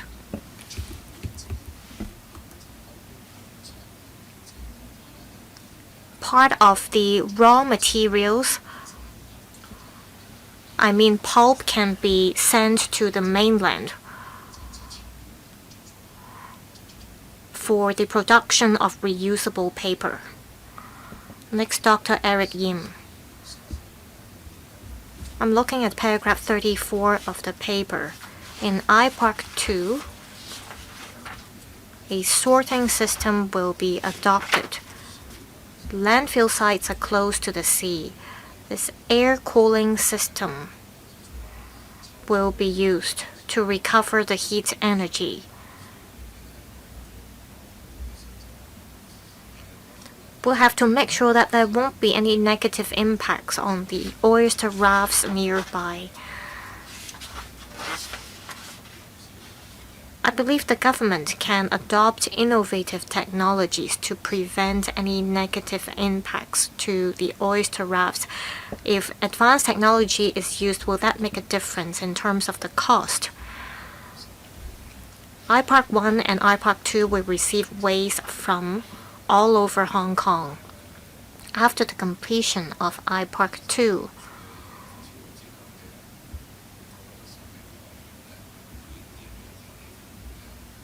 how will you distribute the waste between IPARC 1 and IPARC 2? Will IPARC 1 or IPARC 2 receive waste from certain districts? And through such distribution, will you be able to lower the transport cost? For IPARC 1, I want to know how many visitors are received every year and what is the feedback of the visitors.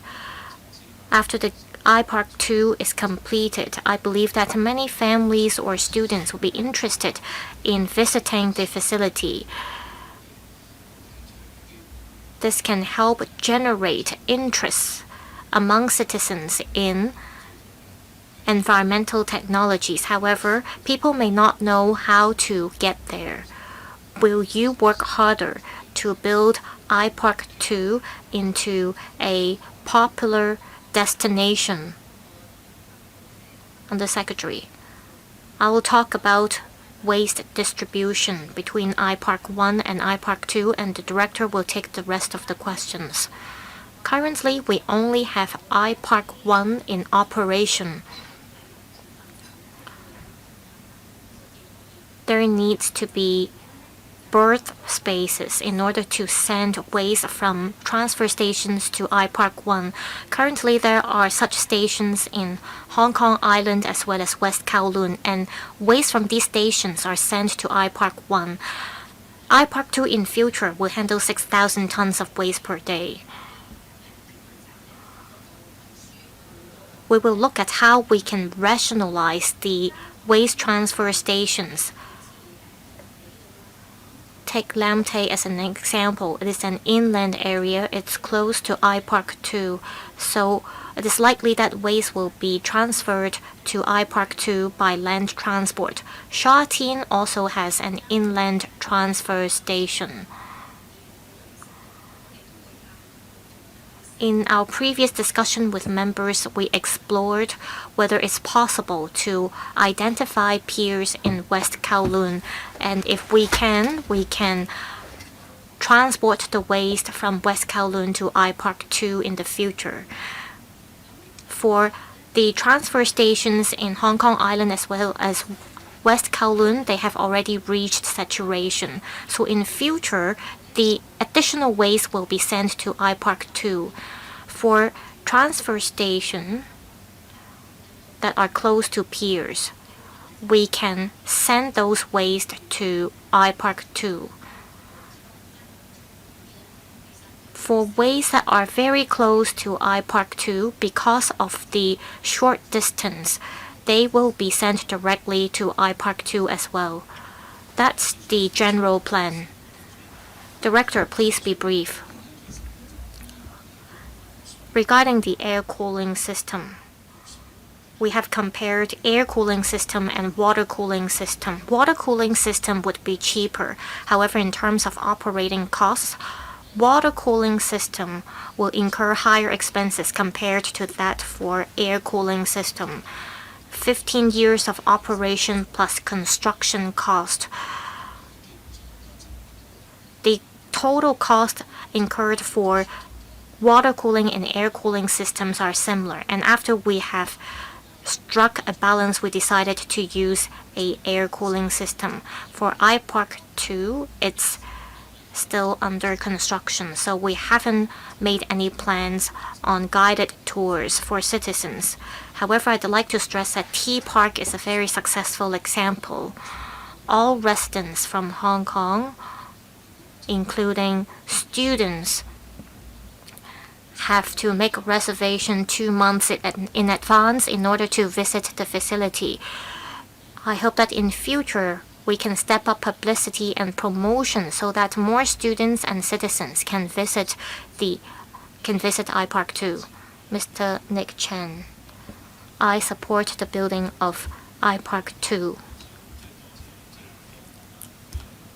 I would like to thank the administration for lowering the capital cost by $6.5 billion by adopting national standards. After this project is completed, we can tell the world that they can adopt national standards to lower construction cost. Still, the project will cost $29 billion. We have to make sure effective use of resources. I have a couple of questions. First, as far as I understand,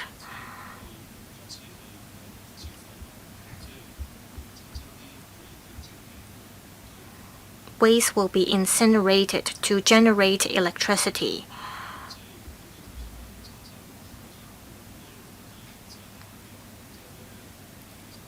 Steam will be generated in the process.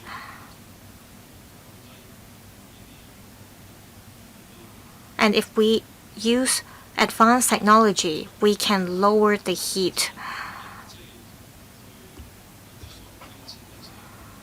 As you plan how to make use of the money, will you consider building pipes near iPark 2 to deal with the steam generated, or produce coolants for nearby industrial facilities? Second, I see that T Park is selling electricity at 60 pennies per unit. And I want to know if you have more information to share with us from CLP Power.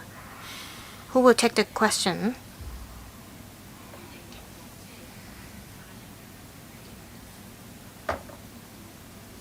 Electricity will be sold as 62 pennies per unit, and that's the 2026 prices.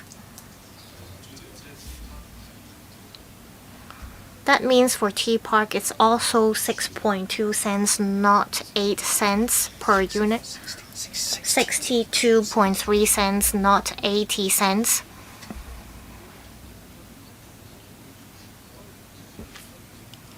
It's different every year. We're talking about the fuel price, and fuel price changes every year. So we have this discussion with CLP every year. So it was once 60 cents per unit and now it could be 80 cents, right? How about the question about pipes? Well, let me explain here. With incineration, it will produce steam. So there will be steam turbines. And with steam, we will condense it into water. And after condensation, the water will be brought back to the incinerator for reuse purpose. So this is a closed loop approach. So it's not that we will extract the steam or heated water for use by other facilities. As to whether we will adopt a different method or approach at this stage, it won't be possible. 3 members are still waiting to speak. Members who are not in the meeting room, I will draw the line. Rather, I will put the item to a vote after Ms. Elizabeth Quat speaks. Mr. Augustine Wong. On the 7th of July, supplementary information was provided by the government on the cost of the desalination plant. It will cost $330 million. If we build water mains, it will cost $310 million. The water mains will take 5 years to build. Now I'm looking at the footnotes. In terms of functional completion, it will take 5 years and a half. So we can build water mains instead.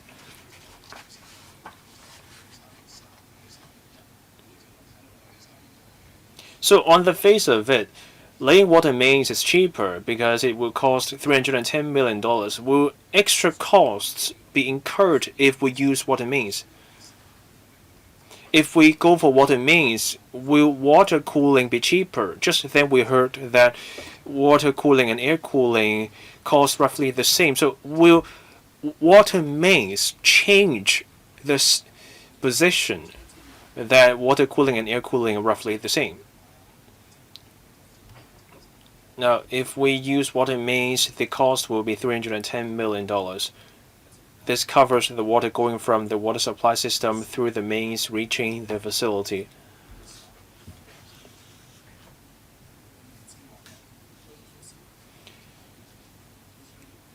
If we go for an external source of water, we will still have to improve the quality of the incoming water for use in the modules.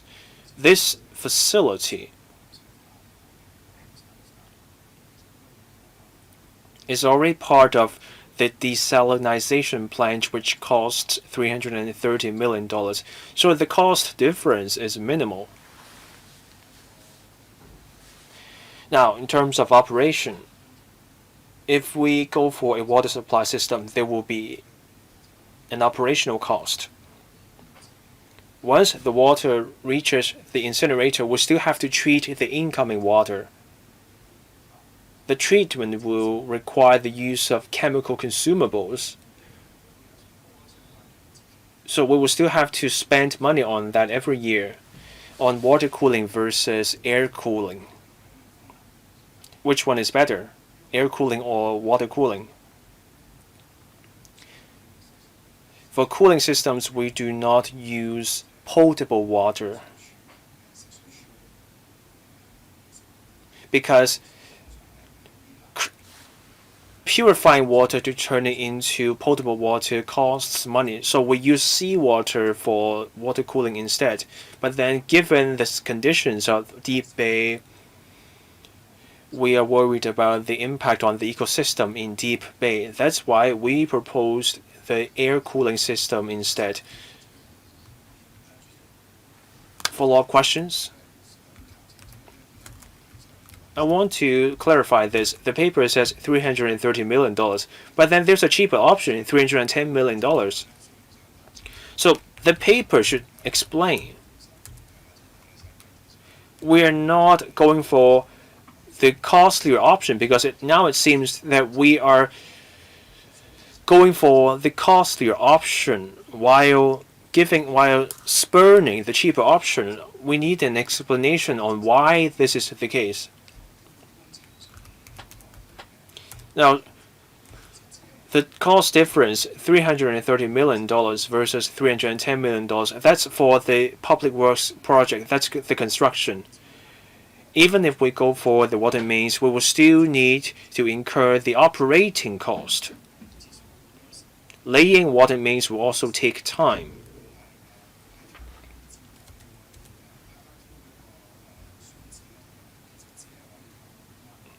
Access to the incinerator from Tuen Mun can only happen via Nim Wan Road.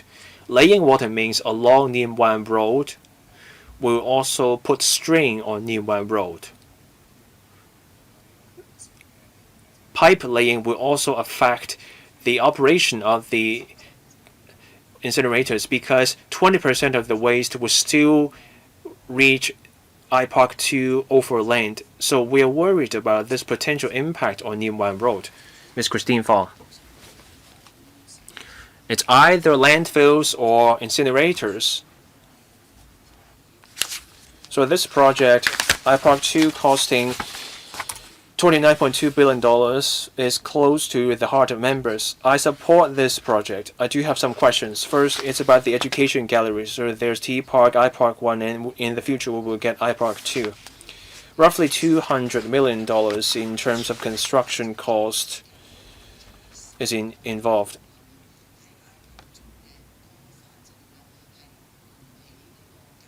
Can we ditch the education gallery at IPark 2 and we use the existing education centers instead? We can still achieve the purpose of public education by using the existing education centers. 80% of the waste will reach IPark 2 by sea. Now for the refuse transfer station in Shatin. So can we look at if it's viable to transfer the refuse from Shatin to West Kowloon? Carrying the waste from Shatin to Chongguan-O involves overland transport. That's not a great idea. There may be contamination on the aggregate. At the Public Works Subcommittee, I put this question to the Undersecretary. If we can turn the aggregate into floor tiles or eco tiles, members asked about the construction cost.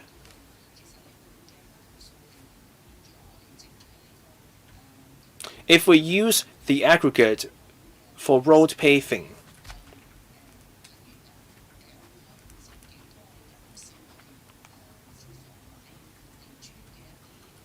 so my question is, if we turn the bottom edge into aggregate for road paving, how much will we be able to save from the asphalt that we would have had to purchase? Undersecretary, I'll take the question about the transfer station from Shatin. The waste goes to the refuse transfer station. It's compacted. It goes into tightly sealed containers. The waste may go to West Kowloon or elsewhere. The impact on nearby residents will be minimal. We were talking about the Shatin refuse transfer station. I thank members for their support. I said we could explore identifying piers in West Kowloon so that the waste from Shatin can go to West Kowloon and then the waste can go on to IPark or to landfills. That exploration is still going on. Director.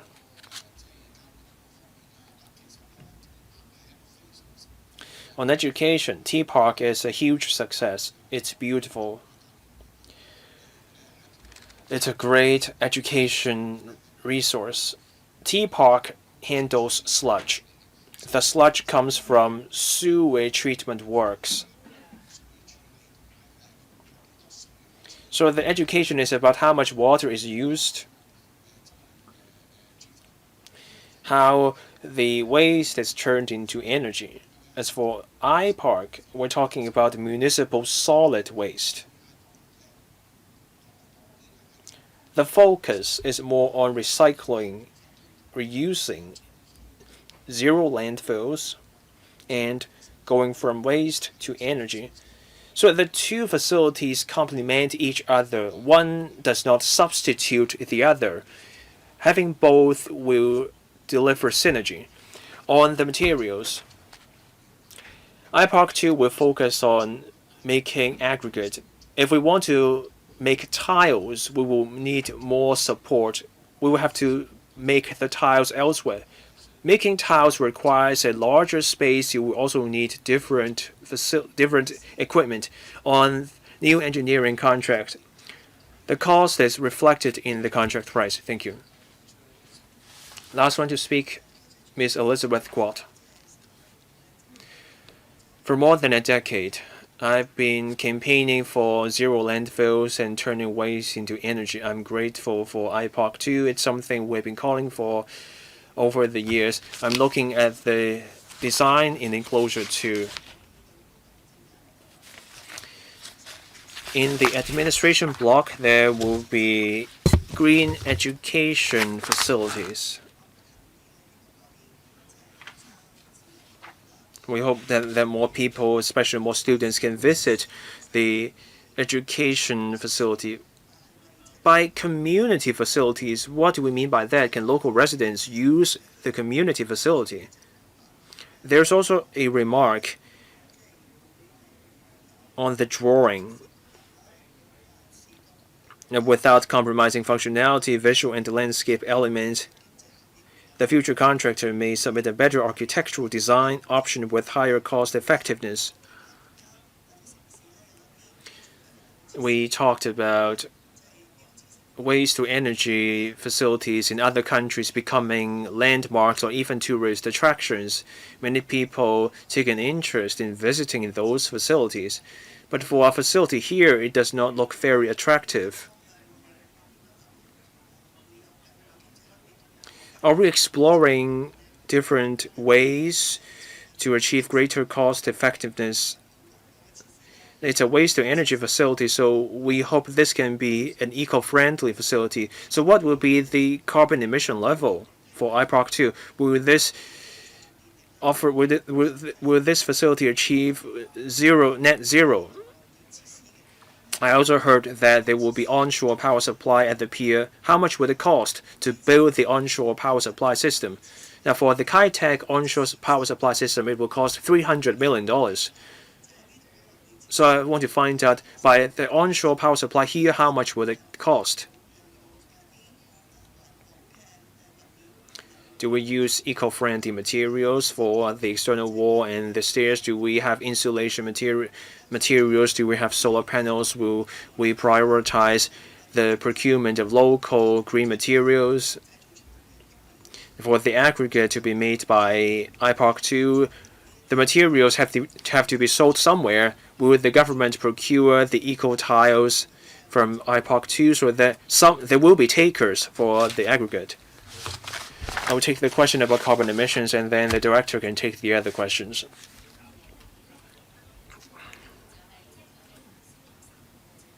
For IPOC 2, the heat generated from incineration will be used to generate power.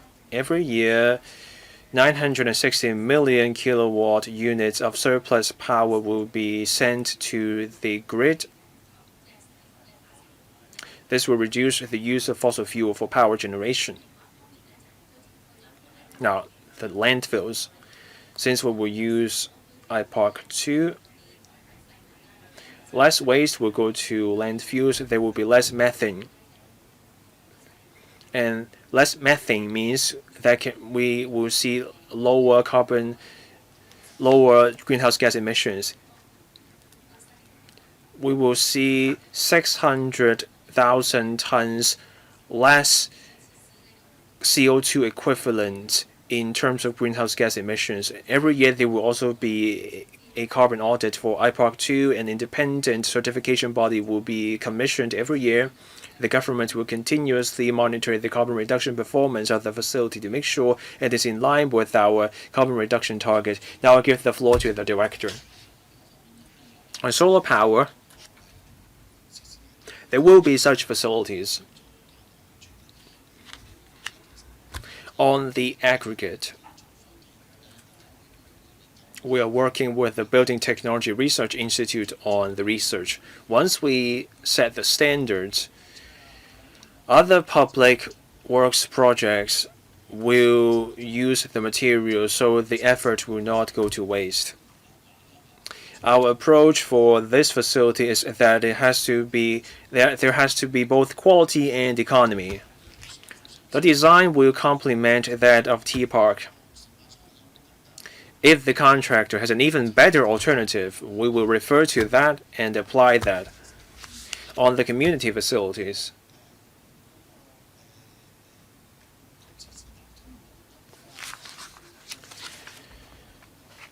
In the main building, there will be an education center.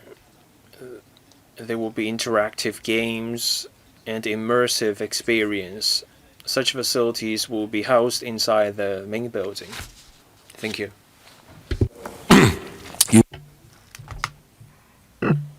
If no other members wish to speak, I now put FCR 2026-27 number 27 to vote. Will those in favor please raise their hands?